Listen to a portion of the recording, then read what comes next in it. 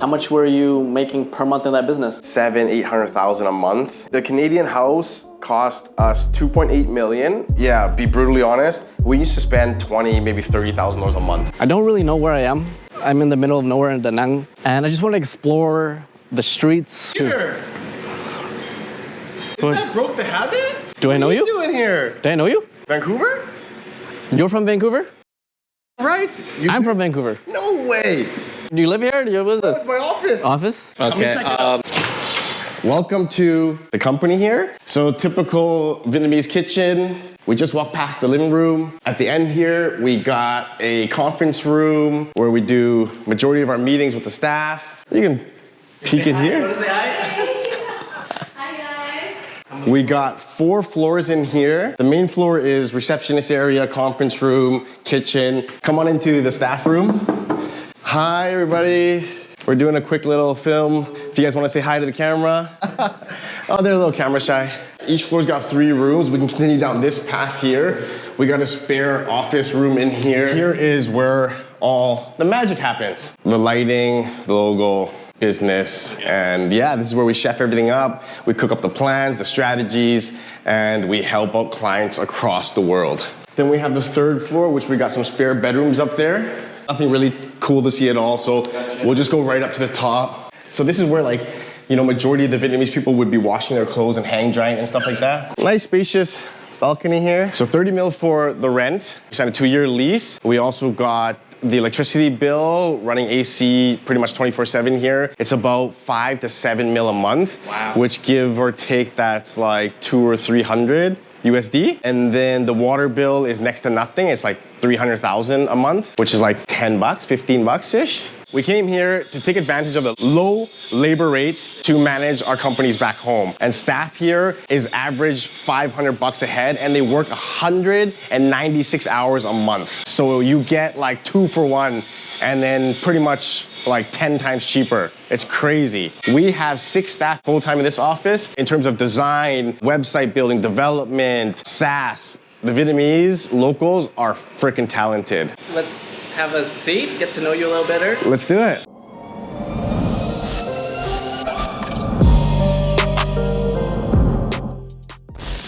Cheers. Cheers.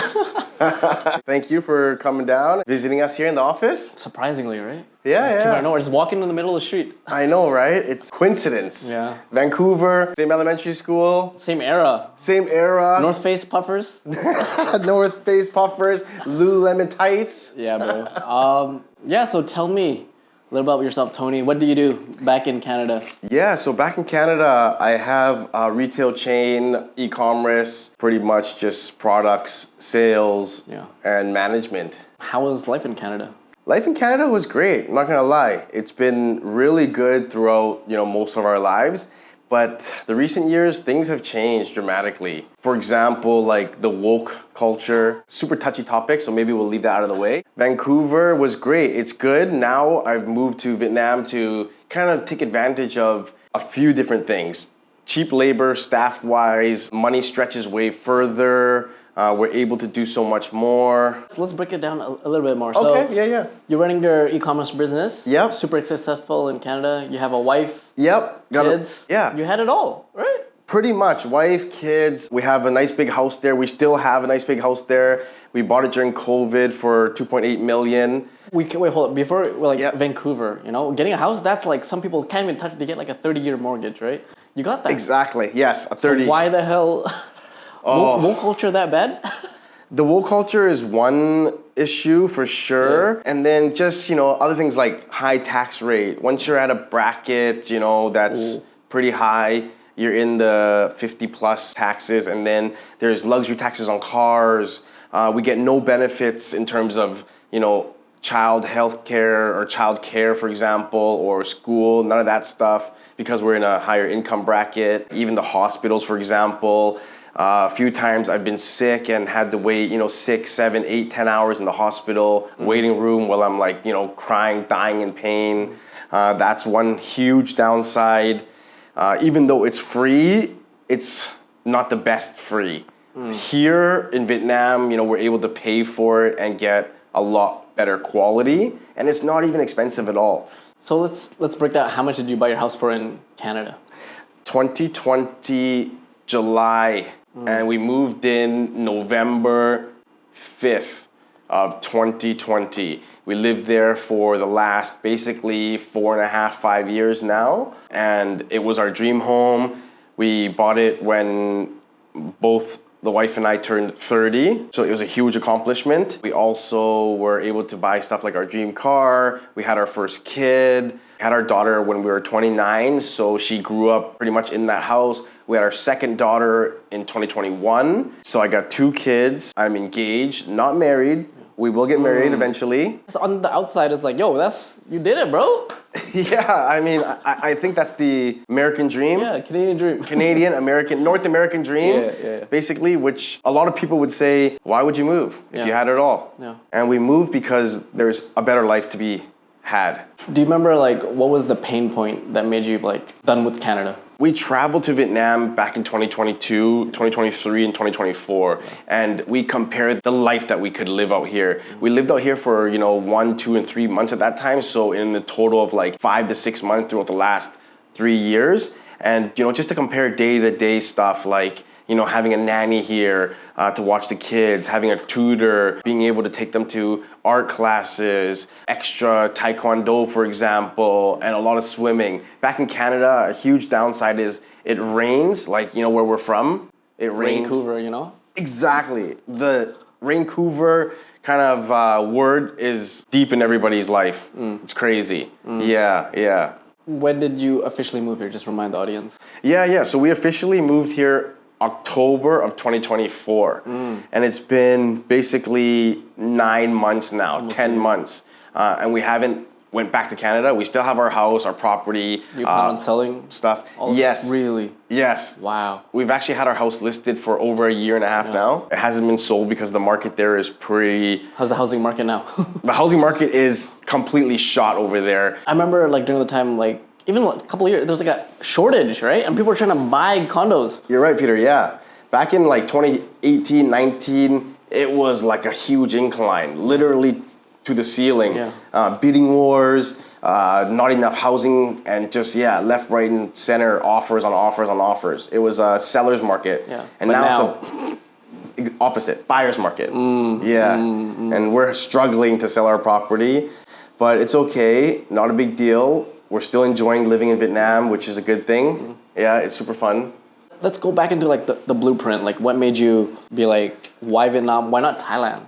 True. Thailand's good. Indonesia is good. Malaysia's good. Philippines. But the main thing is because our background. We grew up in Canada, but the motherland, the culture here, the food, everything's just, vibes so well with us. Yeah, that's the main thing, the culture. Yeah, and I'm sure for you as well. Yeah. Growing up in Vancouver, did you feel a sense of, besides the Nammer squad, like, did you feel Vietnamese? Not so much. I'm going to be honest with you. Growing up, it was pretty tough, being Asian, being in like ESL, for example, and, the oddball. Wait, weren't you born in Canada? Yes, I was born in Canada, Toronto, Ontario. Then we moved to Nanaimo Island, which small community, majority Caucasian, and only a small number of Asians, which, were outnumbered. You get picked on? You get in fights? Got picked on, get bullied, got beat up, got everything you can think about. Yeah, it's crazy. Right. So then you just felt like from Canadian life to Vietnamese life, you just feel more at home here? Way more at home here. Interesting. Yeah, bro, it's crazy. At home, the food fits the culture. Our family's up north, so we can always tap into that when we need to. Okay, you pick Vietnam culture. Yeah. There's a bunch of cities, right? Yes. Why not Ho Chi Minh City? Why not Hanoi? Why Da Nang? The main thing is it reminds me of Vancouver. We got the mountains here, we have the beach here, and we have very good air quality compared to Saigon and Hanoi. That's a huge thing because we have young kids and, we want them to be able to, have fresh air, basically. Yeah, it's a huge thing. Yeah. And also the big selling point online is cheaper. Everyone's like, Da Nang is like retire here, Is that true? It's very true, yes. For example, like a $2,000 a month back home, you get not much. But $2,000 a month here, you can get the world. $2K a month, like that get like a downtown condo, maybe a studio or like a 1-bedroom and a flex room, Exactly. That's all you get back home, and it won't be like anything compared to what you can get here for 2,000. Yeah, like over here, 2,000, you can live in a resort, 5-star. All the amenities, pool, sauna, steam, and the weather's great. Like most of the year around.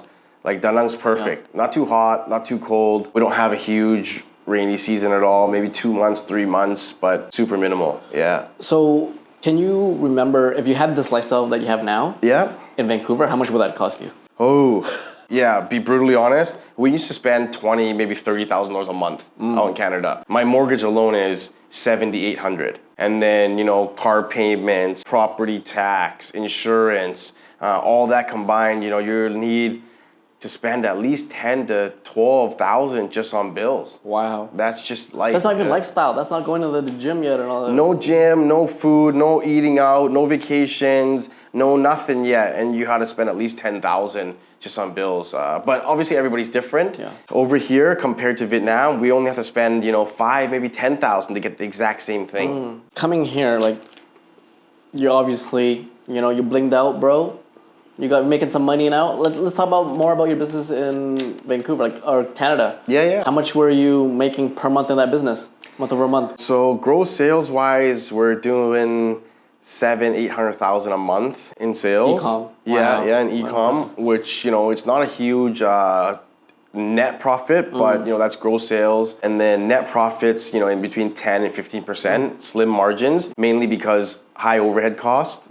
Staff is pretty expensive. Well, it's a majority of our cost, and then office space, stuff like that. How much do you remember paying? What's like your entry level staff in Canada? Entry level staff in Canada is going to be at least the $40,000 range. The average staff in Vietnam that we hired is $400 a month. So it's 10 times cheaper. 10 times.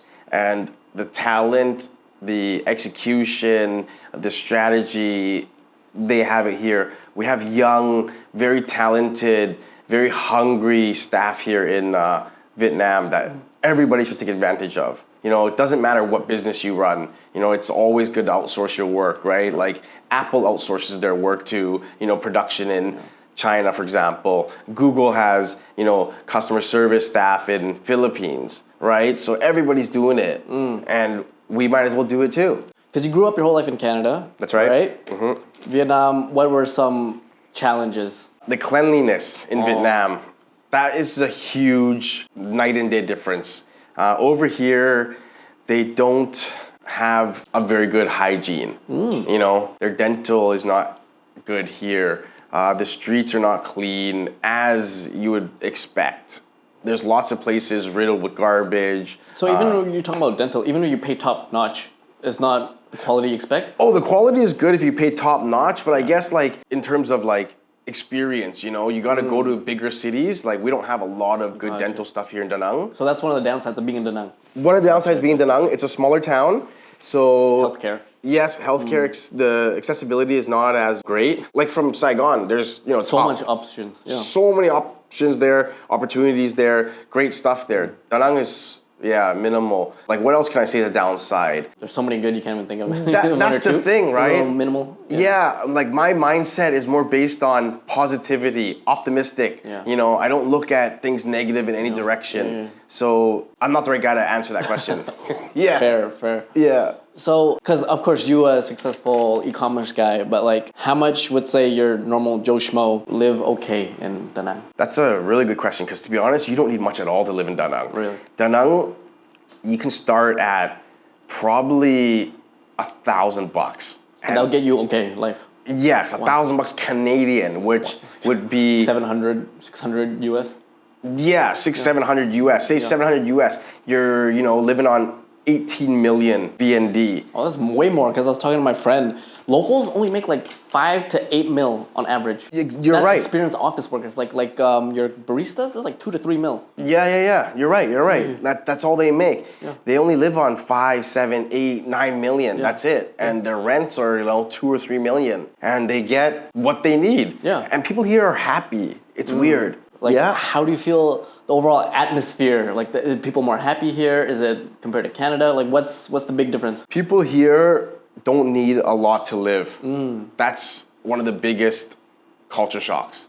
Back home, they need a lot to live. Well, not a lot, but they need to live decently in a way where, you have to make at least 5,000 or 6,000 to be able to live comfortably with a car, gas, for example, that's super expensive for gas. But you're talking about like a single person. A single person, not even raising yeah. a family. Right? Oh my God, if you're talking about raising a family, like majority of Vietnamese live on maybe 10 million for a household here, or for family household, right? And that you survive. The food here is dirt cheap, right? The markets, for example, you can spend 10, maybe 20 bucks, and you get a nice bag of fruits, fish, fresh vegetables, all that kind of stuff. Yeah. What's next for you? So you open up a business here? Yeah. You want to tell the audience? Yeah. A little bit about that? Yeah, totally. So we opened up a marketing agency here to basically disrupt the agency world in North America, because everything is so pricey back in North America, and the main reason is because labor rates are high, office rates are high. You want to live or work from somewhere in New York, you're paying $10,000-$15,000 for an office space. Over here in Vietnam, we're able to pass the savings onto our customers because of the low cost, the low overhead. But you get the same thing, the same talent, websites, paid ads, creatives, video editing. They're very creative, very willing to learn. Yeah, that's the huge upside of it, right? And 6, 5, 7 times cheaper. Sure. Yeah. So as a entrepreneur myself, Yeah. so is your goal just to get a lot of because this is like dirt cheap. Yeah. So how do you profit? How do you make money? Mainly because our overhead is so low. Yeah. Right? So we only need a couple clients to basically break even. Yeah, majority of our clients are overseas. That's the biggest upside. And we do have clients in Vietnam. Don't get me wrong. The clients we have in Vietnam are expat business owners. But your TA is US. You're getting USD. You're spending VND. All right? Exactly. People out there watching, it's like, you've been doing this for a long time. It's not just like, you come here, through 3 months, you're making millions, right? No. It took a lot of time. Yes, it takes quite a bit of time. We've been doing this for a while, right? We just got the office space only in January, but we've been doing the marketing, for businesses back home for years now. Marketing is something every business owner needs to learn, but not every business owner has the time to learn. You're able to start a business. Yeah. Where in Canada, I feel like the entry to start a business, like you have to get your license, it's so high, barrier entry. Where a lot of people come to Vietnam, especially Da Nang, to open a business, it's much more easier. Way easier, like 10,000, 15,000, maybe 20,000, and you can get everything. Office space, staff, desk, computers, all that kind of stuff. Touching base on our office here, we pay $1,200 a month USD, and we have 4 floors in a building and space for 20, 30 plus staff here. Yeah. Amazing. 10x cheaper, let's say. Why should someone come to Vietnam? Because you have the culture, like myself, right? But let's say I'm like a Thai Balo, I'm just like a random foreigner. Yeah. Why should I choose Vietnam over some other country? It's new and upcoming. It hasn't been saturated to have a comparison. Like, think about Bali. Bali, pre-2017, 2018 kind of thing, it was still not saturated like how, it is nowadays. Bali now is riddled with foreigners, left, right, and center, right? Property prices are skyrocketed. Here, compared to Vietnam, we haven't experienced the saturation yet. Prices haven't gone up majorly yet. So it's a good place to take advantage of while it's still available. Because I'm going to play devil's advocate and be like, I'm sure there's a lot of people that see your POV. And what you're doing, it can inflate the market here. And Da Nang can also eventually be saturated. Yep, you're right. What do you think about that? I do think about that, and I have been getting a lot of comments. A couple of my videos on Instagram has been going semi-viral. A lot of people talking about the downside of letting people know about this world. That's gatekeeping it. Yeah, they'd call it gatekeeping, Yeah. and I don't like gatekeep. You know, I like optimistic. I like to be, you know, tell people about things and not hide, not gatekeep like you just said. Yeah. So it's good to take advantage of right now. Like, so the people out there in this world, you know, if you want to enjoy somewhere that's still cheap and still affordable, you know, still able to, you know, get by with 500-700 USD a month. That's all you need to enjoy a great life out here. Right? You don't need tens of thousands of dollars. Yeah, because how do you feel about all those people who are like making like just a normal office job, 70, 80K, grinding it, depressed, right? Yeah. And being like, I could make 1-2K a month, whatever, online marketing. Yep. And live a life that I could never experience back home, right? That's right. Yeah. You need at least 10,000 a month back home to be living above average lifestyle, right? But over here, you need 1,000 or 2,000 to be living an above average lifestyle. So like, there's lots of people here that live on 500, $1,000 a month. Lots of them, right? A lot of YouTubers, like lots of, just put in $1,000 Da Nang living in, you know, the search bar in YouTube, and you're gonna see a lot of people talk about it. It's crazy. But do you think that comes with a place of privilege, right? Because foreigners, VidQs. Yep. I feel like a lot of people like us might not consider like, wow, like some people, also humbling experience. Yep. Where some people only make 2-3 mil. So that's like a couple hundred a month only. Yep. How do you feel about that? It's a little bit of a downside. Yeah, that's for sure. I think, you know, they need to explore different avenues of making money, you know, especially with the digital presence these days. The digital adoption in Vietnam is like going crazy. You know, we're almost getting into a cashless society here as well, which is good. So like everybody that's making a few hundred, you know, they should go online and tap into, you know, e-commerce, drop shipping, Amazon FBA, you know, TikTok shop right now that's really booming, right? You don't need to buy products, own products. You don't need to buy inventory. You know, you just need to create a following and just basically post about other people's products. Affiliate marketing is a huge industry, right? Which not a lot of people know about it. You know, you can sell someone's product and make 10, 20, 30% commission just like a snap of a finger, right? Make a video for them, drive traffic for them, and yeah, simple. Amazing. So what's next for you, bro? The next thing is settling down a lot more. Buying a property, building our own. Yeah, that's what we want to do. That's the goal for our family here. What's an average house in Da Nang cost? The average house in Da Nang would cost about 300,000. That's like a down payment, Mike. That's a down payment back home. It's literally a down payment back home, right? 300,000 in Canada, you can't buy fuck all. It's crazy. Right? Yeah, you can't. Like you said, it's just a down payment. And it's not even like Vancouver proper. We're talking like Burnaby, you know, or like Surrey.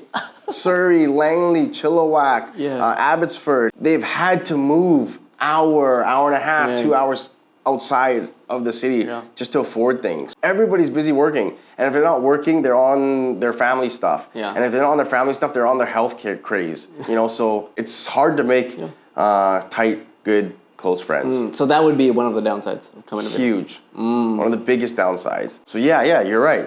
You just hit it bang on. Having close friends. We have zero close friends here. Well, to consider. But overall, the move has been pretty smooth for you and you're building your business? Yeah. Like I said, I like to be positive about it. The build has been great. The work and hiring staff, you know, we spend more time with our staff than our friends here. And the work culture here is 6 days a week. Yeah, 196 hours a month. Back home, you know, they're only working 40 hours a week, right? So what's that? 40, 80, 120, like 160 hours a month. And you get more out of them and you pay 10 times less. So that's where my mind's been at, just scaling companies, working hard 24/7 pretty much. And as a business owner, you're working from when you open your eyes to when you close your eyes.